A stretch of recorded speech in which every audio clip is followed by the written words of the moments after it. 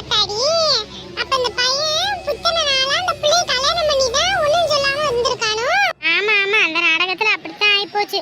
பாவம் அவங்க வீட்டுக்காரு தான் அந்த பத்திரகாளிய புரிஞ்சுக்காம போடின்னு சொல்லிட்டு அவர் பாட்டுக்கு சோத்து தட்டை கூட தட்டி விட்டுட்டு போயிட்டா. அப்படி ஐயோ, இந்த காலத்துல பிள்ளைங்களை எதுக்கு வளர்க்கறது? இப்படியா பெத்தவங்களை ஏமாத்திட்டு போகணும்? இதெல்லாம் பார்த்தாலே பயமா இருக்குக்கா, பிள்ளைங்களை வளர்க்கறதுக்கே. இன்னத்துக்கும் அந்த பிள்ளைய அப்படியெல்லாம் படிக்க வச்சு அம்புட்டு தூரம் ஆளாக்கி இருக்காங்க. பெத்தவங்களுக்கு 10 ரூபா சம்பாரிச்சு கொடுத்தா கூட அந்த காசை கூட அவங்க வாங்கிக்கல.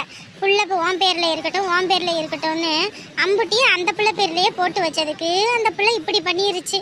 ஒருத்தர் பிடிச்சிருந்தா பெத்தவங்க கிட்ட இதுதான்பா இப்படிப்பா அப்படின்னு சொல்லி பேசி இருக்கணும்.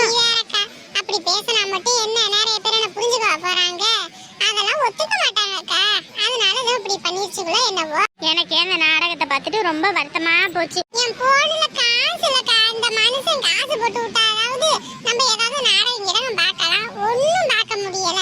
அதனாலதான் எரிச்ச கன்றாவியா இருக்குது போக்கா.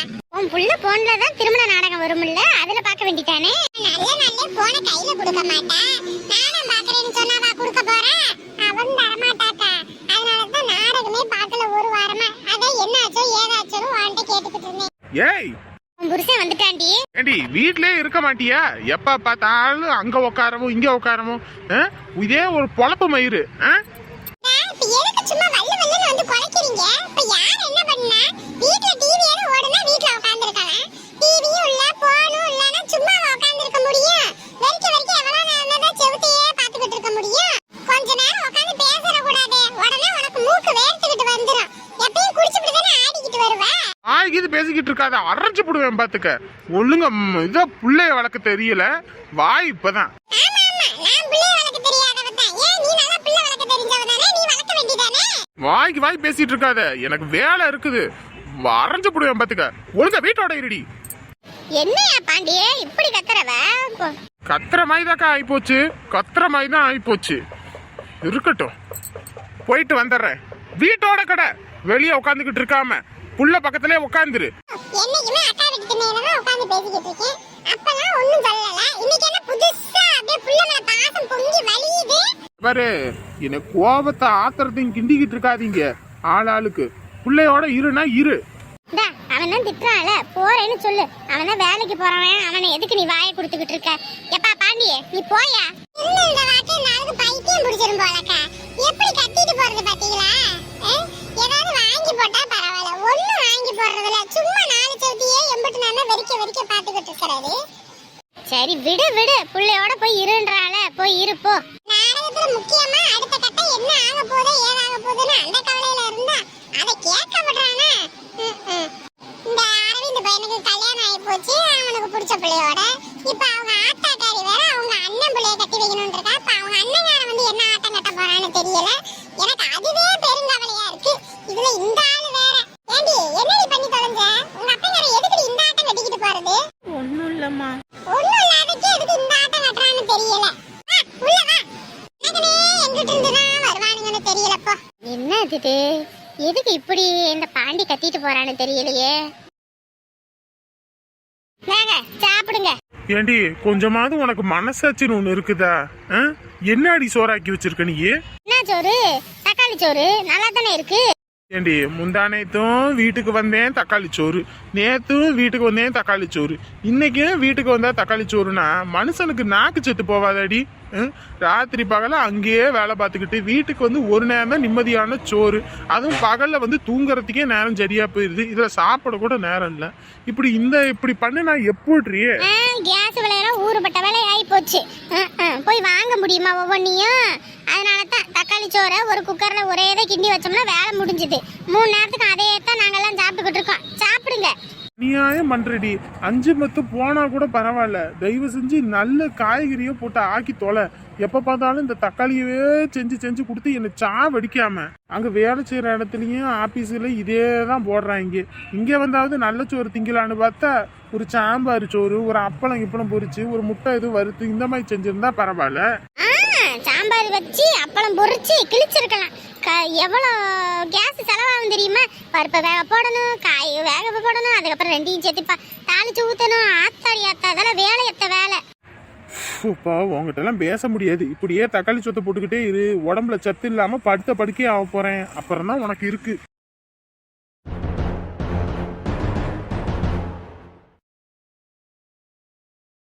அடே வாசு, என்னடா ஆச்சு? ஏன்டா இப்படி ஓடி வந்தவன்? வாசு தங்கம், ஏன் வாசு? என்னடி வாசு பூசுன்னு? ஏய் ஏய் பொறுக்கி பையல, எங்கடா பொறுக்கி தரம் பண்ணிட்டு எங்கடா ஓடி வர நீ? கொஞ்ச நேரம் வாயை மூடுங்க. புள்ளைய பார்த்து பொறுக்கி கிறுக்கின்னு இருக்காம. நீ வாய மூடு. எப்ப பார்த்தாலும் அவனை ஒரு வார்த்தை சொல்ல விடுறதுல. ஏய் எங்கடா போயிட்டு வர நீ? ஒன்னும் இல்ல. வாசு காலையிலயே ஒழுங்கா சாப்பிடல. வாடா தம்பி சாப்பிடுவேன். நம்மளுக்கு சோறு போட்டுனா வலிக்குது, ஊரை சுத்திட்டு வர்றவனுக்கு வாசு கூசுன்ட்டு. வாசு தங்கம் எந்திரிப்பா, சாப்பிடுவேன். எனக்கு ஒண்ணும் வேணாமா, நீ போமா. என்னடா தம்பி, சாப்பிடாம இருந்தா உடம்பு கெட்டு போயிருண்டாப்பா. வீட்டுல அம்மா ஆக்கிற சோறு பிடிக்கலன்னா சொல்லியா, காசு தரேன், போய் கடையில ஃப்ரைடு ரைஸ் வாங்கி சாப்பிட்டு வரியா? அவன் கெட்டு போறதுக்கு காரணமே நீ தாண்டி. கஞ்சோ கூட வீட்டுல கிடைக்கிறத குடிக்கணும், அப்படி புள்ளைய பழக்கிறது இல்ல. நீயே அவனை கெட்டு குட்டிச்சவர ஆக்கிரு. பார்த்தாலும் அவனை கரிச்சு கொட்டலன்னா உங்களுக்கு தூக்கம் வராது. உங்க கொஞ்சம் நேரம் உங்க திருவாயை சாத்துங்க. வாசு கண்ணா எந்திரியா வாசு. இவ்வளவு திருந்தவே மாட்டான். தின்னுபிட்டு நம்ம போய் தொலைவோம். இங்க இருந்து இந்த டார்ச்சர் அனுபவிக்கிறதுக்கு அங்கேயே போய் வேலை செஞ்சு சாவலாம். வாசுமா, என் வாசு தங்க பிள்ளை எந்திரிங்கடி. ஐயோ பயமா வேற இருக்கே. கவியோட அப்பா கைய முடிச்சிருவேன் காலை முடிச்சிருவேன் வேற சொல்லிட்டாரு. அவர் வேற வீட்டுக்கு வந்து அம்மா கிட்டயும் அப்பா கிட்டயும் சொன்னாங்க. அவ்வளவுதான். ஏற்கனவே இந்த ஆளுக்கு என்னை கண்டாலே ஆகாது, இதுல இப்படி அப்படின்னு தெரிஞ்சுது. அவ்வளவுதான், என் சோழிய முடிக்க போறது. டேய் தங்க பிள்ளை எந்திரிச்சு சாப்பிடுறீ தங்கம். ஐயோ எனக்கு ஒண்ணு வேணாமா, நீ போமா அங்கிட்டு. ஏண்டி அவன் தான் வேண்டாம் நோண்டான்றான்ல, அவன்கிட்ட எதுக்கு நீ கொஞ்சிக்கிட்டு இருக்க? வந்து வேலையை பாரு. வேலை என்னமோ அதை பாருங்க. நீ எந்திரடி தங்கம். அம்மா ஊட்டி விட்டுமா? முட்டை இருக்குது, அம்மா அவிச்சு இல்ல ஆம்லேட் எதுவும் போட்டு தரவா, இல்ல முட்டை கொத்து போட்டு தரவா? ஐயோ ஆண்டவனே, எங்க போய் முடிய போகுது இதெல்லாம்? என்ன தலைக்கு குளிச்சியா? ஆமாங்க, நாளைக்கு வேற நேரம் இருக்காது. ஒழுங்கா தலைக்கு தேய்ச்சி ஊத்துறதுக்கும் ஊறுபட்ட வேலை இருக்கு. இதை சமையலுக்கு வேற ரெடி பண்ணணும். மாப்பிள்ளை வீட்டுல இருந்தெல்லாம் வருவாங்க. நம்ம சொந்த மந்தத்தை பார்ப்போமா இல்லை இதை பார்த்துக்கிட்டு இருப்போமா? அதான் இன்னைக்கே தலைக்கெல்லாம் குளிச்சுட்டு காய வச்சிட்டு இருக்கேன். எதுக்குமா இந்த நேரத்துல? பகல் முழுக்க வீட்டுல தானே இருந்தேன், அப்ப தலைக்கு குளிச்சிருக்க வேண்டியதானே? வெயில் நல்லா அடிச்சுது, அப்ப காஞ்சிருக்கும்ல. இல்லைங்க, பகல்ல தலைக்கு ஊற்றுவோன்னு தான் பார்த்தேன். அப்புறம் தான் இந்த வீடெல்லாம் ஒட்டரை அடிச்சு வீடெல்லாம் வலிச்சுக்கிட்டு இருந்தேன்னா, அதுதான் வேலையே ஒன்றும் முடியல. அதான் இப்போதான் வேலை முடிஞ்சுது எல்லாம். அதான் சரின்ட்டு தலைக்கு குளித்தேன். அதுவும் இல்லாமல் இன்னைக்குன்னா பிரச்சனை இல்லைங்க. நைட்டு நல்லா காய வச்சுட்டு எப்படியும் தூங்குறதுக்கு 12 மணி ஆயிரும். இந்த பிள்ளைங்க மருதாணி வேற அரைச்சி தரணும் வைக்கணும். அதனால காஞ்சிருங்க. பகல்னா தான் குளிச்சா தலையை அப்படியே இறுக்கி கட்டிட்டோம்னா காயாது, புடனி வலிக்கும் தான். சொன்னாலே கேட்க மாட்டேன், ஒழுங்கா நீ துவட்ட கூட மாட்டேன். போய் துண்டு எடுத்துட்டு வா, நான் துவட்டி விடுறேன். ஆமாம், இப்போதான் சின்ன புள்ள நான் புள்ள இல்லாத வீட்டில் கிளம்பி துள்ளி குதிச்சான்ற கதையா. இப்போதான் கல்யாணம் ஆகி புது புள்ள புது மாப்பிள்ளன்ற மாதிரி தலையை தோட்டி விடுறாராம்.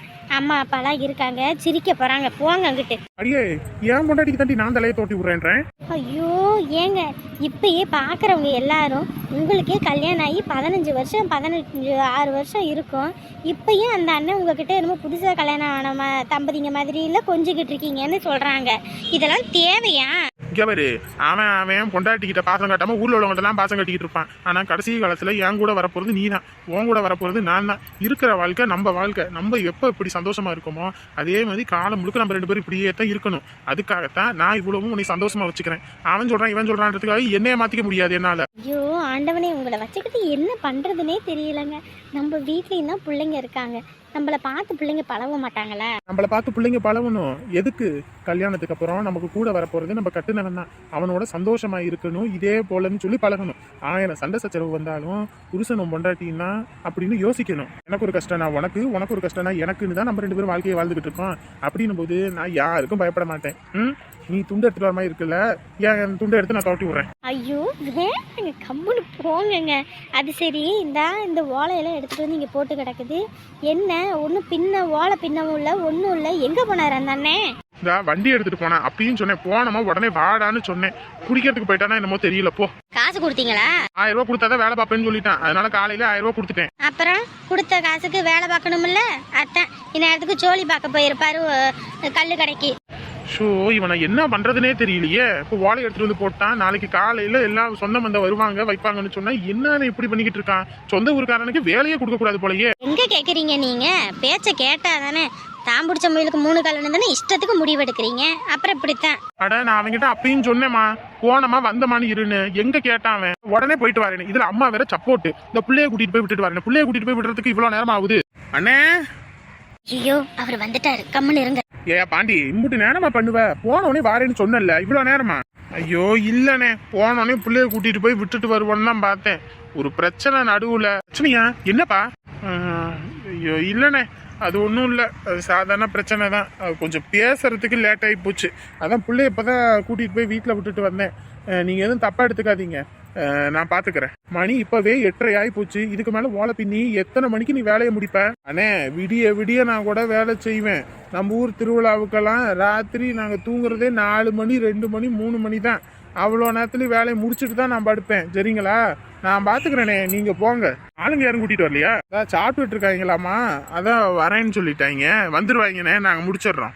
எப்பா நீ சாப்பிட்டீங்களா? இல்லக்கா, இனிமே தான். சரி இருங்க, சாப்பாடு வைக்கிறேன், சாப்பிடுவீங்க. அதெல்லாம் ஒன்றும் வேணாக்கா, இதெல்லாம் பிரித்து போட்டு இதை வேலையை பார்க்கணும். நான் அப்புறம் பார்த்துக்கிறேன். அட சாப்பிட்டுட்டு வேலையை பாரியா, இரியா. அடியே, என் கல்யாணத்துக்கெல்லாம் நான் இப்படியெல்லாம் மருதாணியெல்லாம் அரைக்கவுள்ள ஒன்றும் இல்லை.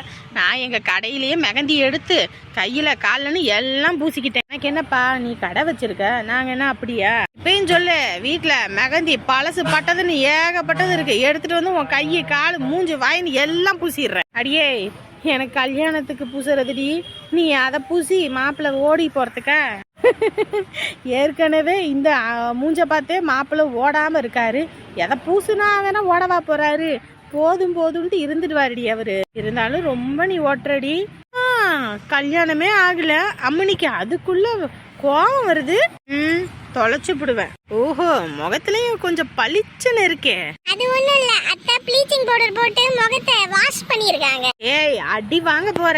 கல்யாண கலை வந்துருச்சுடி உனக்கும். ஏய் சும்மா ஓட்டாதடி, கம்மனு இருடி. ஏற்கனவே இவ என்னை ஓட்டுன்னு ஓட்டிட்டு இருக்கா.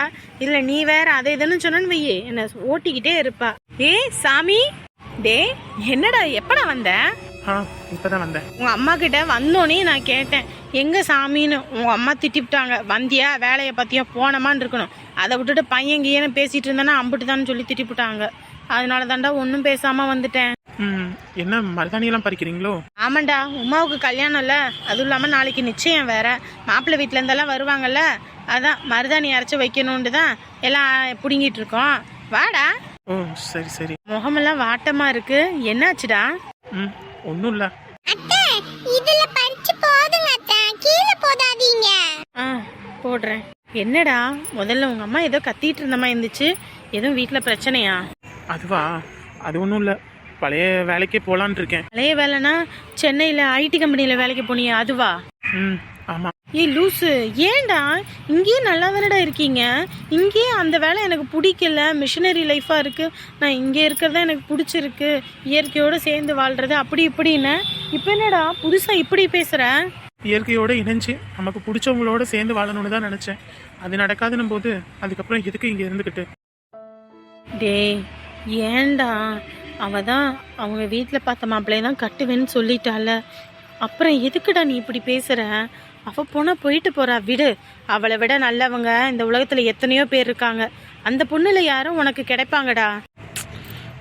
சின்ன வயசுலேருந்து ஒரு பொருள் மேலே ஆசைப்பட்டு அந்த பொருள் நமக்கு கிடைக்கலன்னு நினைக்கும் போது அதனை விட கொடுமையான வழி வேறு எதுவுமே இல்லை. அதை விட எங்கள் அம்மா ஒவ்வொரு விஷயத்துக்கும் குத்தி காட்டி பேசுகிறாங்க. நான் என் கையால் எனக்கு பிடிச்சவங்களுக்காக 10 ரூபா கூட செலவு பண்ண முடியல. ரொம்ப அடிமை மாதிரி இருக்க மாதிரி இருக்குது. அதான் ஒரே தான் போயிடலான் இருக்கேன்.